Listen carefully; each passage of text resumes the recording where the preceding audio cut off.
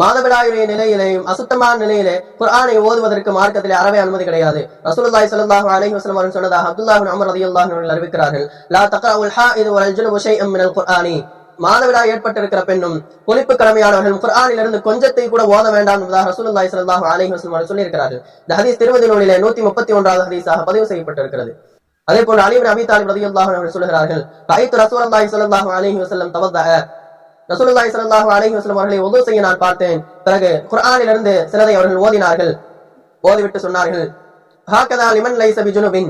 யார் குளிப்பு கடமையான நிலையில இல்லையோ அவருக்கு இவ்வாறுதான். அதாவது ரசூலுல்லாஹி ஸல்லல்லாஹு அலைஹி வஸல்லம் அவர்கள் வுது செய்து விட்டு இந்த இடத்துல குர்ஆன் ஓதினார்கள். யார் குளிப்பு கடமையான நிலையில இல்லையோ அவர் இது போன்று வுது செய்து குர்ஆன் ஓதிக்கொள்ளட்டும் என்ற கருத்திலே இந்த வார்த்தையை சொல்லிவிட்டு அதைத் தொடர்ந்து ரசூலுல்லாஹி ஸல்லல்லாஹு அலைஹி வஸல்லம் அவர்கள் சொன்னார்கள், ஃபஅமல் ஜுனுபு ஃபலா வலா ஆயத்தன். குளிப்பு கடமையான நிலையில இருப்பவர் குர்ஆனிலிருந்து எந்த ஒரே ஒரு ஆயத்தை கூட ஓத வேண்டாம் என்பதாக ரசூலுல்லாஹி ஸல்லல்லாஹு அலைஹி வஸல்லம் அவர்கள் சொல்லி